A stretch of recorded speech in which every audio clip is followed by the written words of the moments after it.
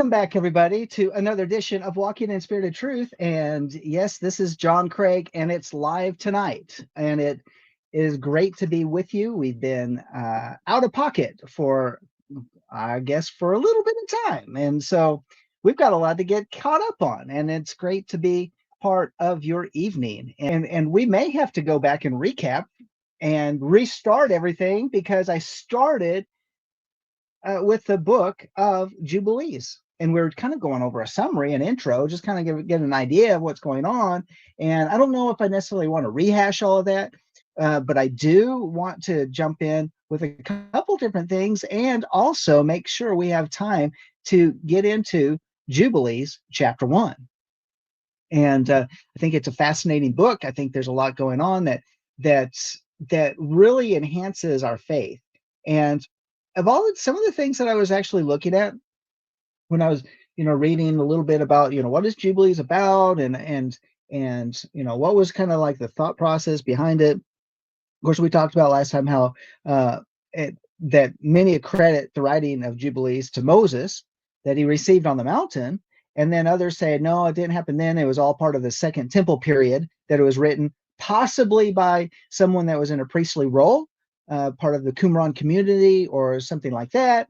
So there's just speculation. And the reason they say that is because the type of wording, the verbiage that's used in the book of Jubilees kind of reflects that time period and the writings of that time period. There's similarities of vernaculars that kind of to help linguists figure out, okay, what time period was this possibly written in?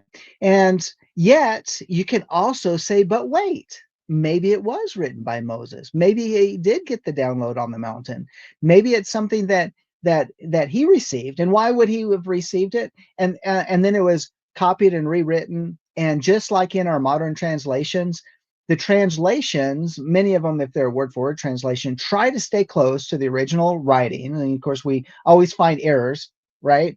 One of my most favorite versions, I've found errors in it. It doesn't make me like that version any less. It just says, you know what? I'm curious, and I'm always going to look things up, and I'm going to compare and contrast and look for other types of versions that shed more light on it. But specifically, I want to go back to the original Hebrew and the Greek, and then cross-reference the Greek back to the original Hebrew. I mean, those are all different things that I like to do. But when we have translations that when they're written, they're often written with the culture in mind so that it sounds like the culture reading it. So it's culturally, I'm not saying culturally relevant, that's not the right term, but the verbiage is kind of within that stream of how people talk.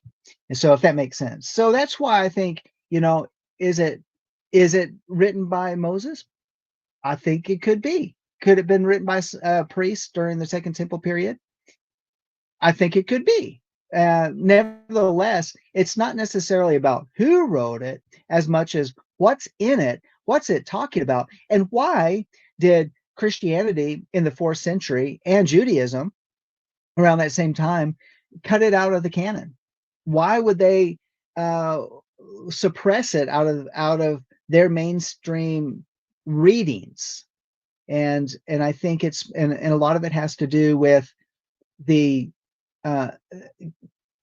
influence that came from the Qumran communities and even the early believers. When I say early believers, the early so-called Christians, if you want to use that term, but the early believers in Yeshua in the first century, they were those that came out of the Qumran community, those that were of that different sect as opposed to Judaism, Pharisees or Sadducees, but there was that other sect, even though there were multiple other sects and part of Judaism. But nevertheless, many of those people that came out of the Qumran communities became believers and were the early believers. And as well as, there are others, the Sadducees, Pharisees, but they were harder. I don't know if they're hard to convert, but they were the ones that gave Yeshua the most resistance.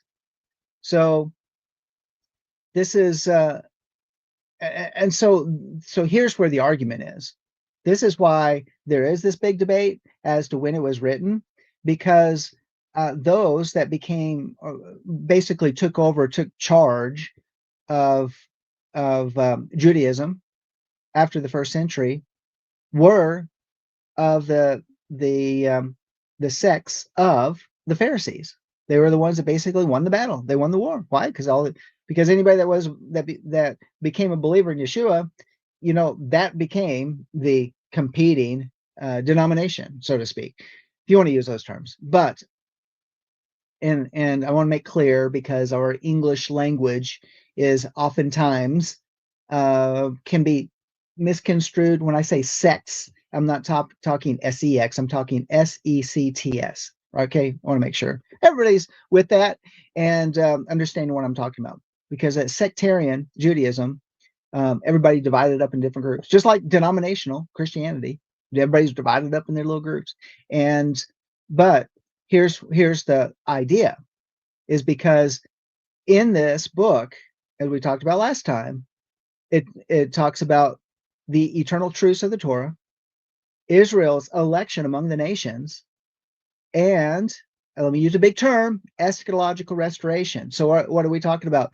Remember when we've talked about it in the past, looking at the book of Enoch, and other writings, and as well as in for Esdras, and what else do we've read some others, and they had these eschatological overtones that resemble Daniel, they resemble Zechariah, they resemble the book of Revelation.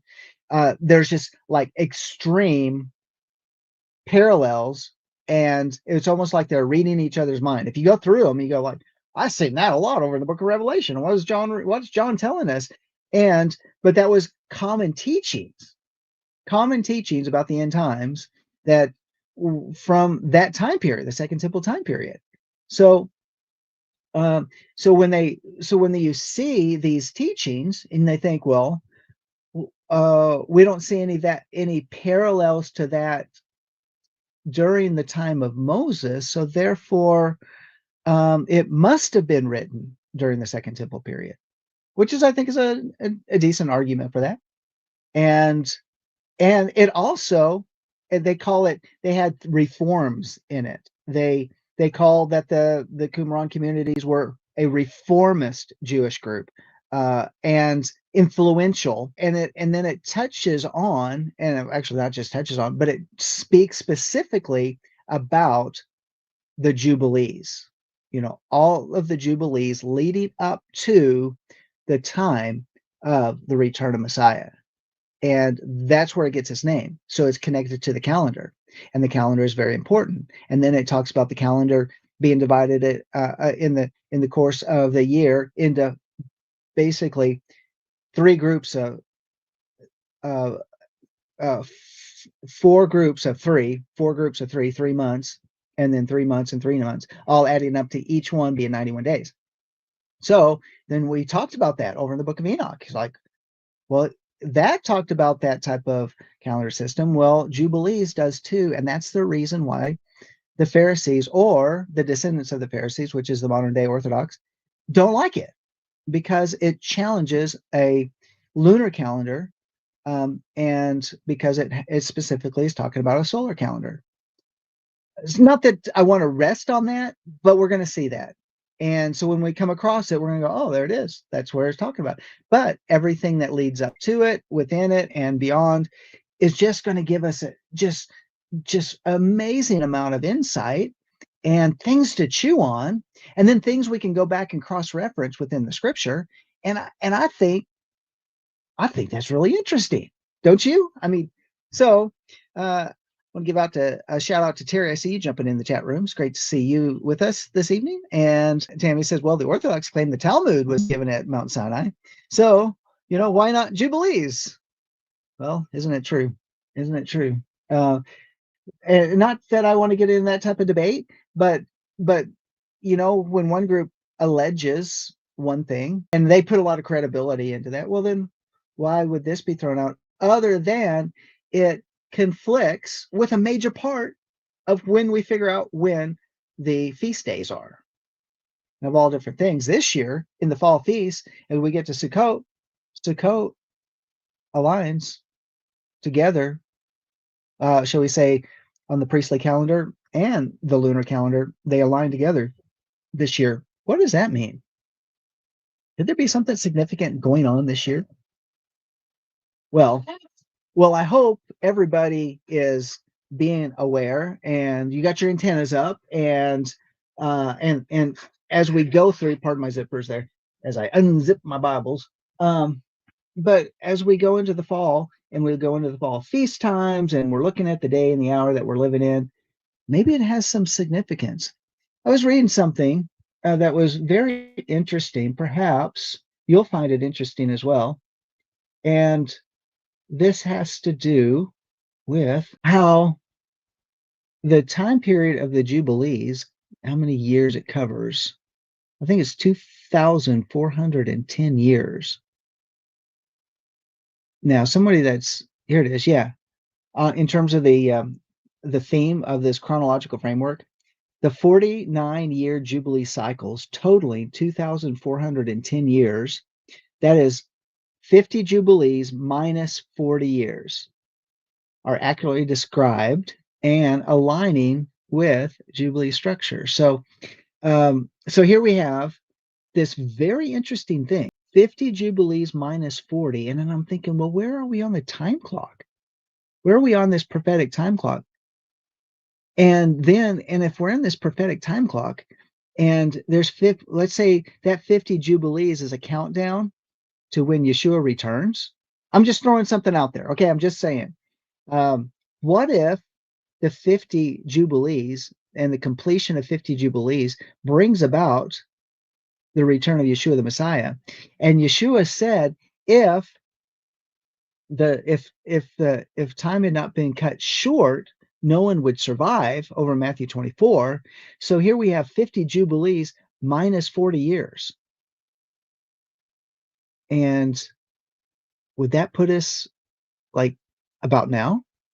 I don't know. I need to look at a calendar that's that has these things marked out, and it's like, well, how many years will it be until the next Jubilee? And if we're looking like, well, maybe it's 42 years or something like that, 43 years. Well, that would mean then we have a countdown. If you're like, well, could it be possible that Yeshua will return in 3 years? I don't know. Maybe so. It's just throwing it out there, put it on the shelf, but research it, because this is one of the things I find extremely curious. And I want more information on, and I will study it out. And this has to do with if there's accuracy within the priestly calendar, then the reason that we have the priestly calendar is to give accuracy for us to understand the times we're living in and the end, the closing days of this generation, which shall not pass away. So, okay, those are just thoughts of mine. Just some thoughts. Yeah, I understand that they have to minus 40 years because they're counting a Jubilee as only 49 years. However, in the Jubilee cycle, because year one is considered year one and year 50. So there's this overlap, because basically it's a declaration the year of Jubilee has come and a new 50 years has been proclaimed. And so that's how I've been understanding it. And because I'm trying to understand, just like in modern Judaism, how they count birthdays, that the day you're born is year one. And then, as you get older, then you have, so instead of me being 61, I'd be 62 in Jewish years. So just a thought. So, but the point is that there's this accumulation of Jubilee years. And I don't think when we look at Jubilees, we're going to be looking at it from a Talmudic point of view. I think we've got to be looking at it from the priestly calendar point of view. Just another thought of mine. So let me see if there's any anything else about, oh, I did want to make this clarification.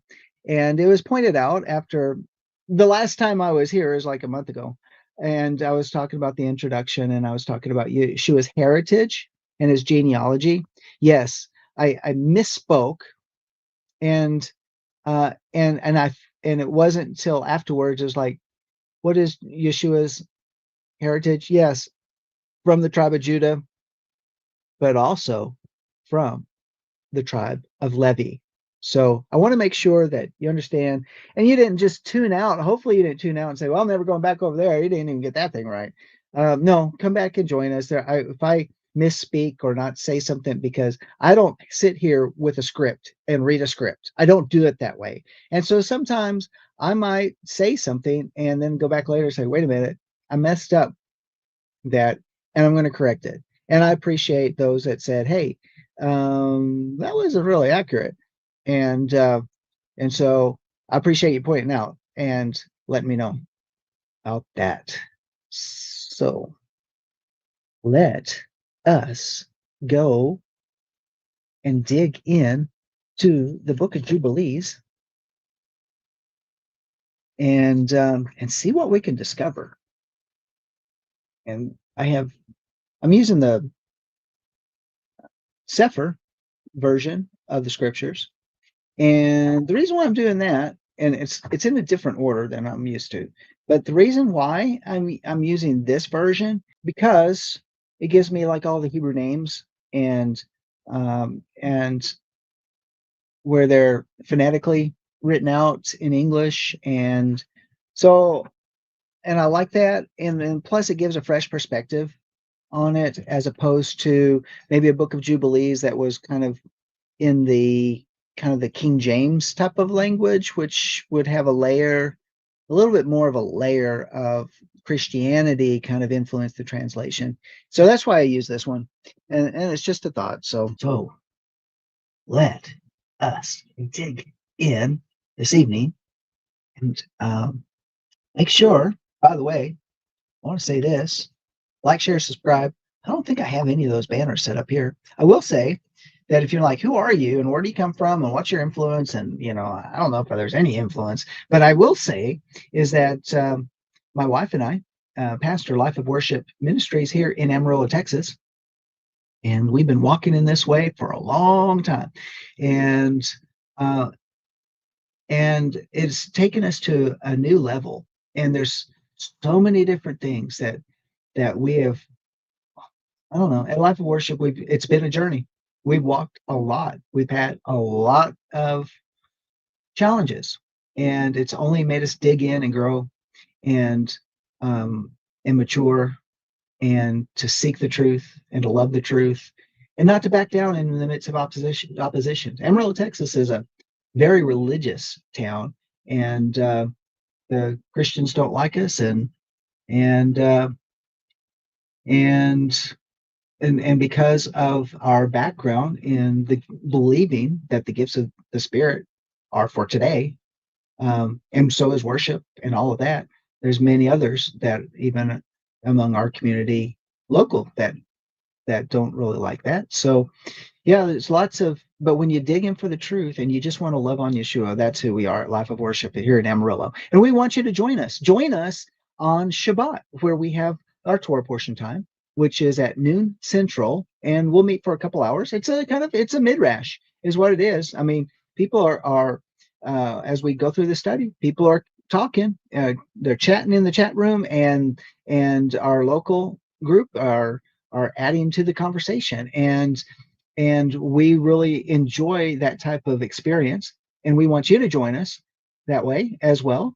Then we meet, then after that we come back at 3 p.m. on Shabbat, and we have our encounter service where we have a time of praise and worship, time for ministry, testimonies, anything as the Holy Spirit's leading us.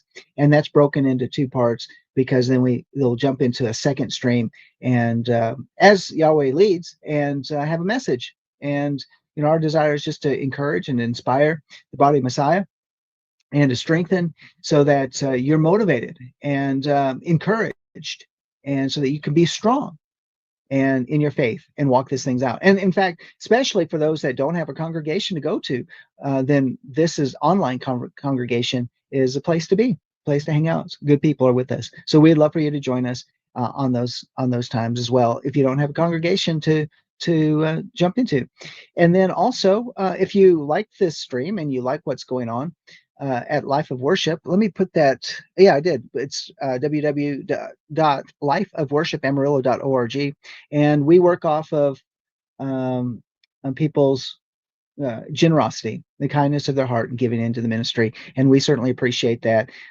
Some people tithe into this ministry. Some give love gifts.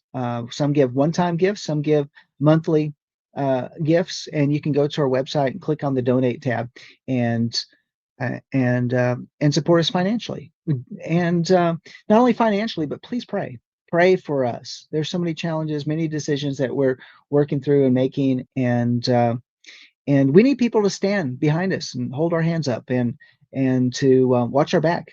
And we would love for you to be part of our team. So there it is. That's enough for that. And we appreciate the platform here at Lamb Network where we can come and bring message like in this one, walking in spirit truth. What is the truth? And we want to download from the Spirit. We want all of it. We want to make sure we're connected with the Most High and hearing what He has to say and saying what He's saying and learning from His Spirit. So let's jump into Sefer Yovahalim, Yovahalim, and which is also called Jubilees. So as my version here starts out and talks about this, we're going to kind of do the same type of format that we did in Enoch. We're going to just go, verse by verse, chapter by chapter. If we need a pause, we'll pause. If we need to dig in more, we'll dig in more. I'm going to tell you, I write all over my Bible. And if you look at my book of Enoch, as I went through it, it's got, you really can't see it there. It's got all sorts of different marks on it. So, and where I underline things, I circle things, things that I pondered on, and I also write I write things in the margin. I utilize it. It is a Bible is a workbook. It's not something that just sits out. You can have a big family Bible that sits out there on a specific table, and it's nice decor, it's thoughtful. It has an emphasis of this family, what this family believes. We believe in the Bible, and we put it into a prominent place. But then there's the Bible, your personal Bible, and write in it, write down those things when something just speaks to your heart. Underline it, circle a word with definitions by the side that Yahweh spoke to you about. Use reference online reference sources. You can download eSword, a great reference source with all sorts of stuff you can download into it. You can also use like the Blue Letter Bible and many other referencing tools where you can get a lot of depth and insight. So here we go. Now I'm going to read the little intro as we get into this. And it says, this is the history of the division of the days of the Torah and of the testimony of the events of the years of their year, or of their weeks, of their jubilees throughout all the years of the world, as Yahweh spoke to Moshe on Mount Sinai when he went up to receive the sapphires of the Torah and of the commandment, according to the voice of Elohim, as he said unto him, go up to the top of the mountain. So I read that little intro. So that's why it's according to the voice of Elohim, as he said unto Moshe, go up to the top of the mount. And this is the intro that has been commonly, read and understood for those who have read Jubilees over the years. And this is why this is where the debate is. That sounds authoritative, but it's not part of Jubilees. It's just saying, yeah, this is where this is coming from. So, yeah, and I give you all the reasons why people believe kind of one side or the other. But let's go on. This is chapter 1, verse 1. And it came to pass in the first year, so this is the first year of the Exodus of the children of Israel out of Mitzrayim, out of Egypt, in the third month, on the 16th day of the month. Well, what just happened? Shavuot. Shavuot just happened. And now, I just want you to think about this, because right here is the first challenge to the lunar calendar, because it's on the 6th of Sivan that the Jews celebrate Shavuot. And it could end up being on a Wednesday, it could end up being on a Saturday, it could end up being on a Monday. I mean, it just kind of depends on whatever day of the week that falls on, because they start counting from the beginning of Pesach, their 50 days, and their Pesach could begin, and the Feast of Unleavened Bread could begin on any day of the week. Why? Because they were watching a moon, and then from the moon they're counting to the 15th day of the month. And so, but here you can't do that. You can't take that lunar calendar and then put it into this, because it doesn't work.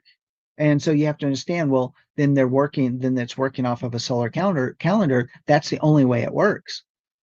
And so it came about on the first year of the exodus of the children of Israel out of Mitzrayim, on the third month, on the 16th day of the month, in order to get there, because on the 15th day was the day that Yahweh came down on the mountain. It was the day that Yahweh gave the commandments. And then it's on the next day that Elohim spoke to Moshe saying, "Come up to me on the mount, and I will give you 2 sapphire stones to the Torah and of the commandment, which I have written, that you may teach them."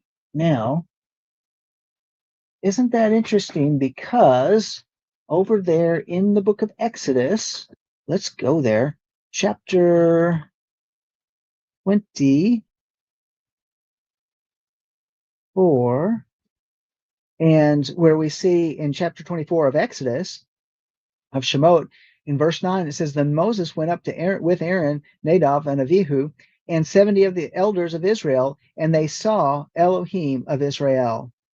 And under his feet there appeared to be a pavement of sapphire, as clear as the sky itself."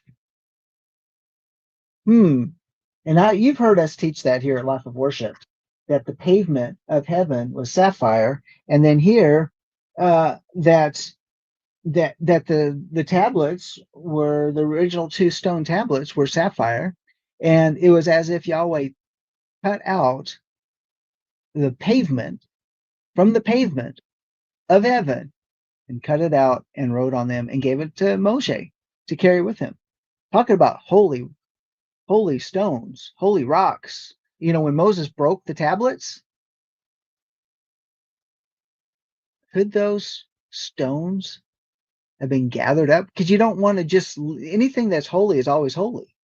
And it's like when they tore down the temple, and the first temple, and they had all that rubble, or the altar, and here it was, like the altar of Epiphanes, during when he sacrificed a pig on the altar. Well, here's an altar that's been defiled. It's not holy in the sense, but it was once holy. You can't throw those stones out because they're once holy, but you can't use them again. So what do? They remove them and put them to the side, and could be of those stones the very stones that were gathered and picked up and were used they were going to stone the woman caught in adultery that was brought to Yeshua. So here we have these stones, but anyways, it's "Come up to me on the mount, and I will give you 2 sapphire stones of the Torah and of the commandment, which I have written, that you may teach them." He says, "I have written." And I think that corresponds, by the way, with the book of Exodus, when Yahweh gives Moshe the tablets, right? That he wrote with his finger. That's what the word says. And Moshe went up unto the mount of Elohim, and the glory of Yahweh abode on Mount Sinai, and a cloud overshadowed it 6 days. And he called to Moshe on the 7th day out of the midst of the cloud, and the appearance of the glory of Yahweh was like a flaming fire on the top of the mount. It's kind of interesting because we were talking a little bit about that in this last week's Torah portion when Moshe was um, re, recounting that day, the day of Shavuot, when Yahweh came down on the mountain and he gave the commandments, and the people said, "We don't want to hear," and so they rejected the voice and they rejected the fire. I mean, that was in this last week's Torah portion. And so here we see that the glory of Yahweh was like a flaming fire. Isn't that interesting? That really goes right along with last week's Torah portion. So it was like a flaming fire on the top of the mountain, and Moshe was on the mount 40 days and 40 nights. And Elohim taught him the earlier and the later history of the division of all the days of the Torah and of the testimony. And he taught him the earlier and the later history of the division of all the days of the Torah and of the testimony. And he said, "Incline your heart to every word which I shall speak to you on this mount, and write them in a sefer, in order that their generations may see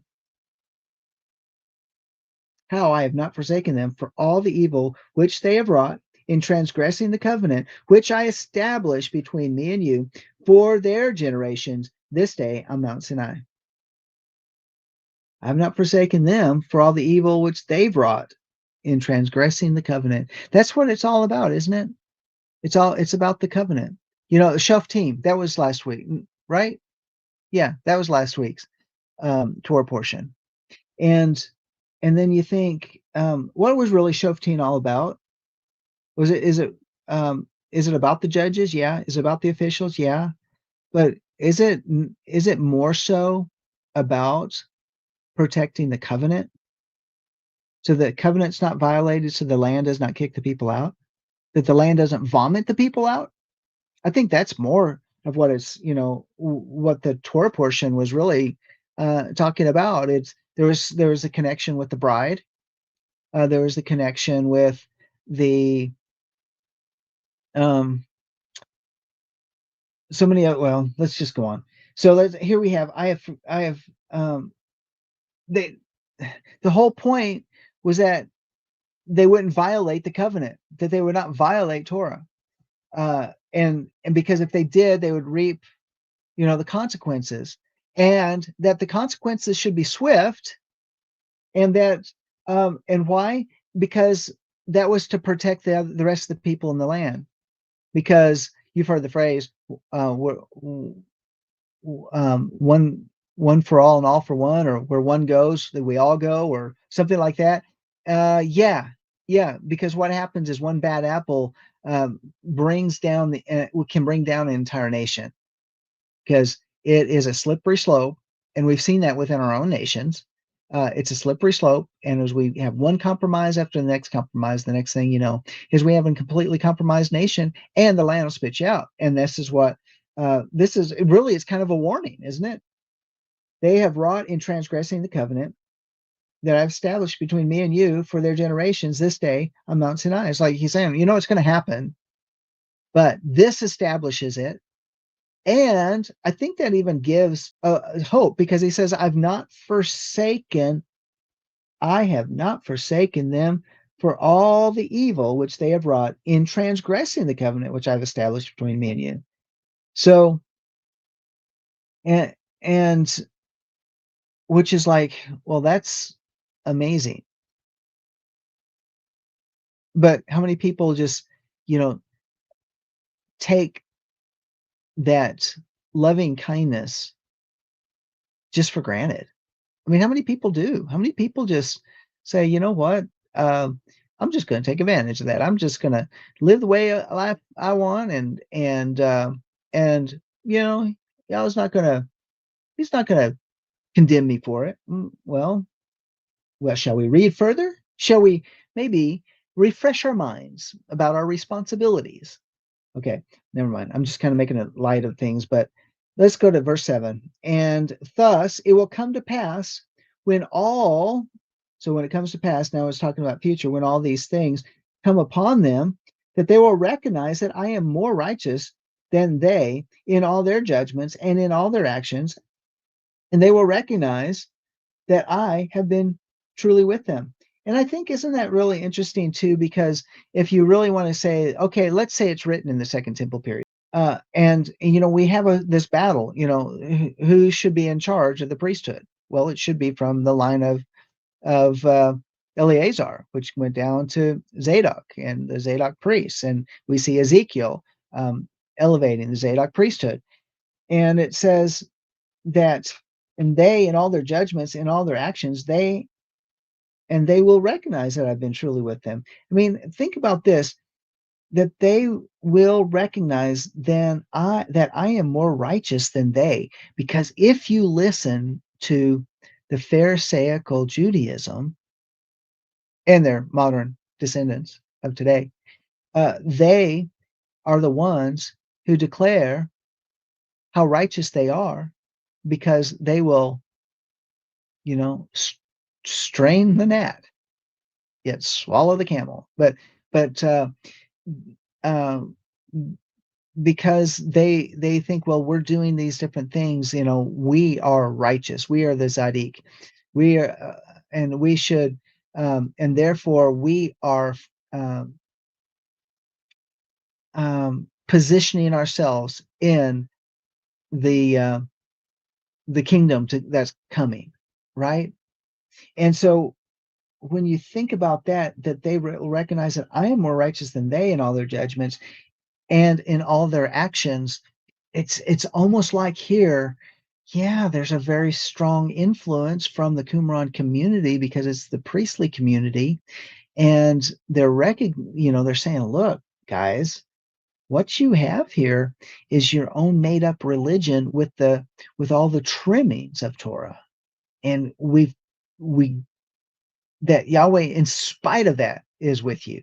That Yahweh, and when He comes, you're going to recognize how righteous He is. And I mean, I even heard this rabbi talk about this not too long ago, as he just said, if the rabbis decide on a matter, then even God has to bow His knee and bow to their authority. See, that is just off the charts for me. I don't understand. I'm not off the charts in a good way, by the way. And they will recognize that I've been truly with them. And they're going to say, you know what? In spite of our bad behavior, He really was with us. I think we got to understand that too. I think we'll all feel like that. Oh, in spite of my bad behavior, He really was with me. Verse 8. And do you write for yourself all these words which I declare unto you this day? For I know their rebellion and their stiff neck, before I bring them into the land of which I swore to their fathers, to Abraham and Isaac, and to Yaakov, saying, unto your seed I will give a land flowing with milk and honey. See, now you say, but wait a minute. He's also referring to the people of the time of Moshe.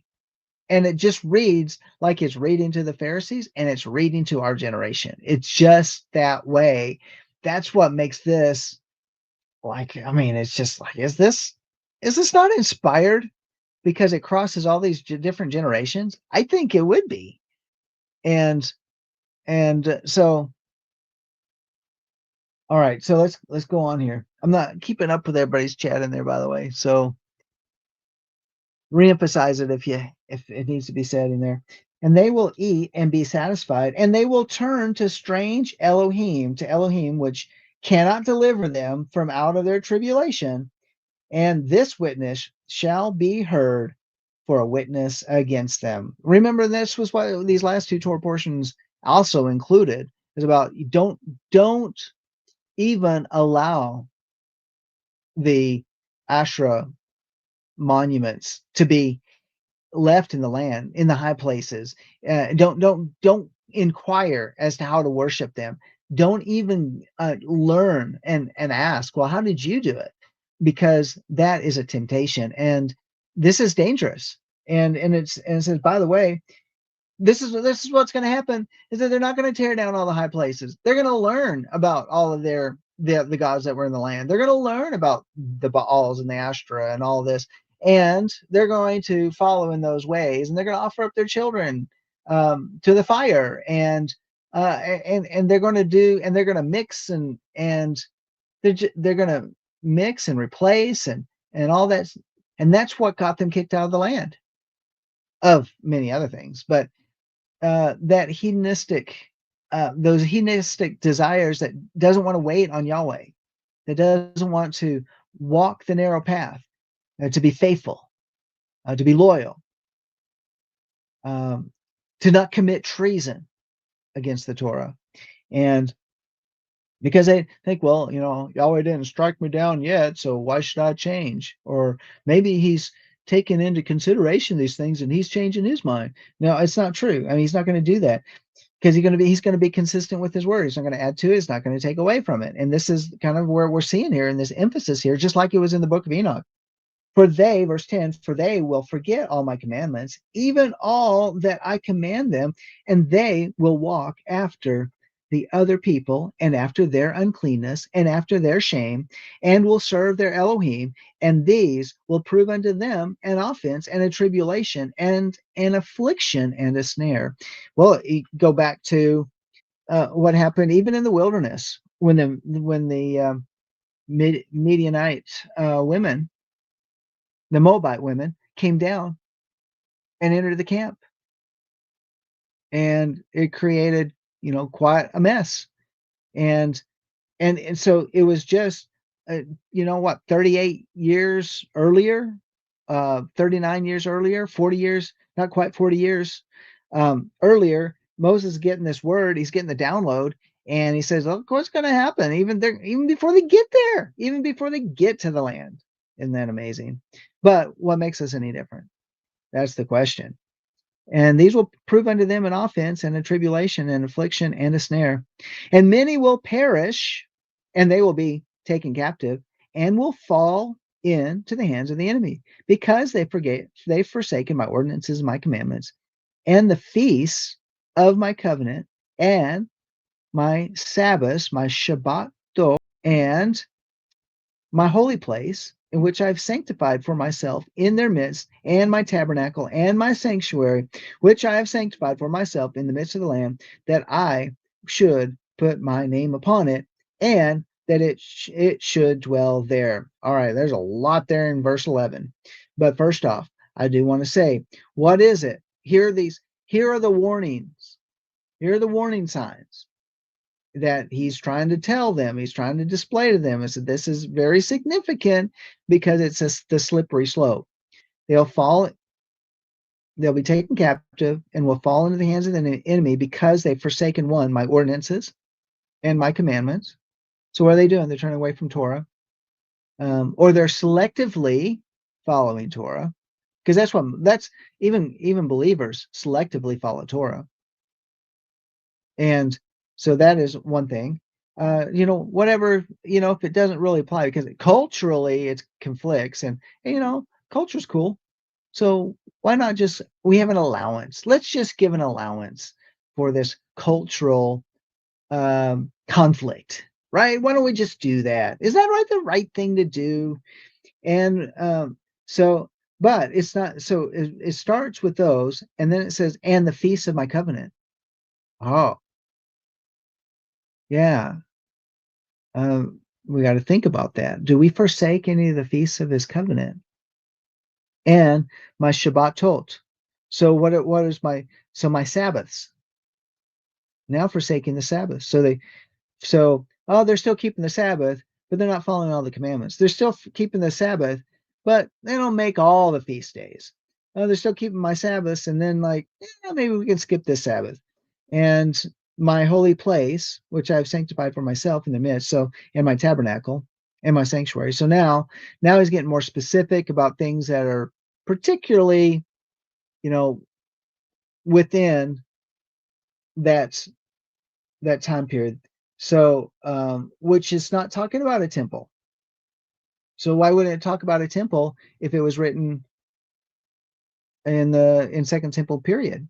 Because they had a temple back then. So in other words, in my holy place that I've sanctified for myself in the midst, and and my tabernacle and my sanctuary that I've sanctified for myself in the midst of the land.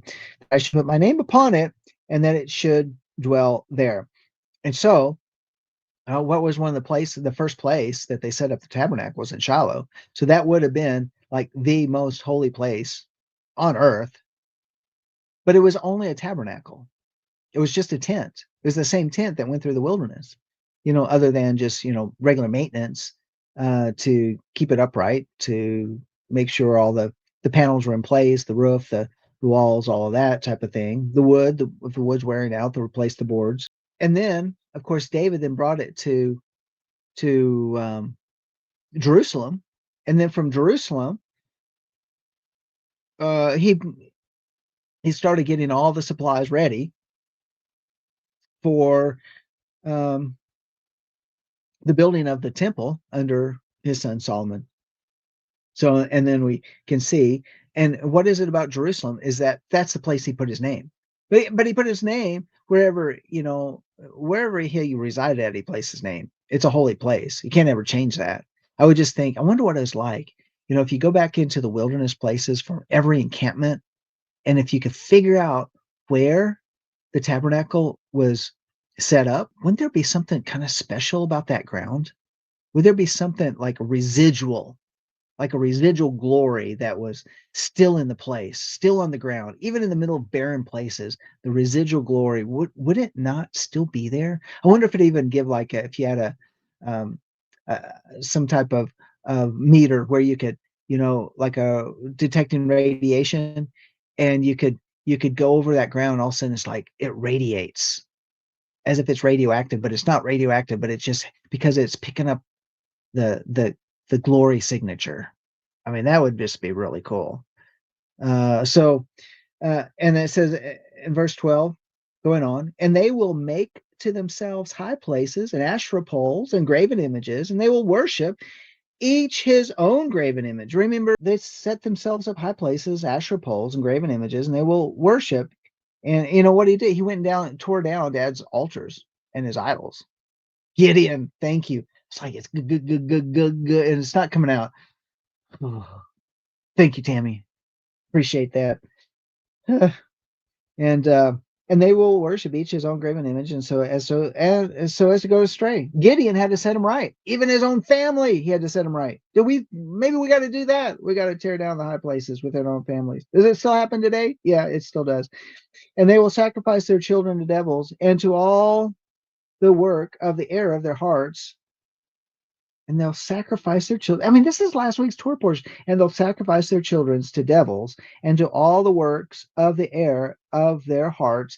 And isn't this exactly what was going on that was given to Moses on the mountain, saying, it's going to happen sometime in the future. So, check it out. You better watch out.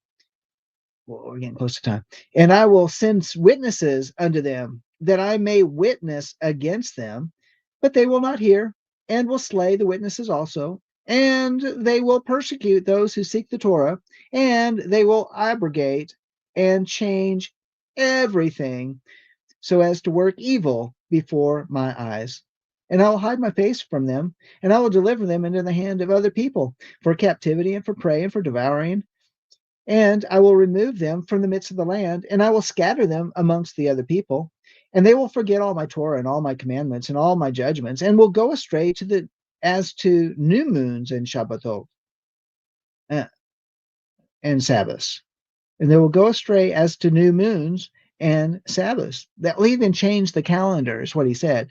They'll even change the calendar, and feasts and jubilees and ordinances. Wow. It's kind of interesting. Yahweh giving this to Moses on the mountain. And kind of like in the book of Enoch, they say, well, it must have been written in the Second Temple period. No, maybe it was recorded by Moses, and then, like I said, rewritten over time as the whatever parchment or skins it was written on began to disintegrate. They've got to keep new ones going, and so that's why the fragments date back to the Second Temple period, but they could have just been copies of things that have been handed down over the years. And after this, they will turn unto me for amongst the other people with all their heart and with all their soul and with all their strength. And I will gather them from amongst all the other people, and they will seek me, so that I shall be found of them. And when they seek me with all their heart and with all their soul, and I will disclose to them abounding peace and with righteousness, and I will remove them the plant of uprightness with all my heart and with all my soul. And they shall be for a blessing and not a curse, and they shall be the head and not the tail. And I will build my sanctuary in their midst, and I will tabernacle with them, and I'll be their Elohim, and they will be my people in truth and in righteousness. And we got to stop right there because we're out of time. And that was really cool. We're digging in and we're reflecting on all these different things that we're seeing. And sure appreciate y'all being with us. Remember, visit us at lifeofworshipamarillo.org. Great to be with you. And until next time, this is John Craig for Walking in Spirit and Truth and LambNetwork.tv. Shalom.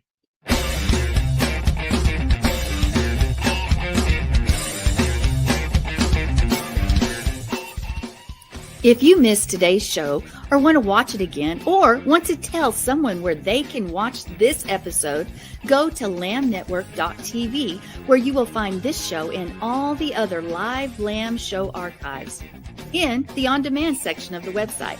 Thank you for watching, and don't forget to tell someone about the Messianic Lamb Network.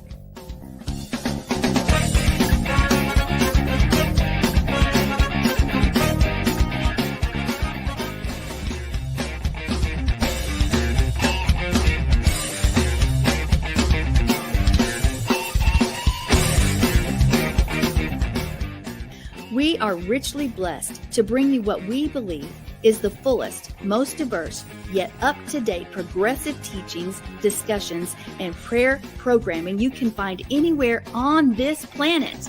Be sure to take the tour of the LambNetwork.tv website. I'm Sandi Craig, thanking you for joining us on the Messianic Lamb Video Network.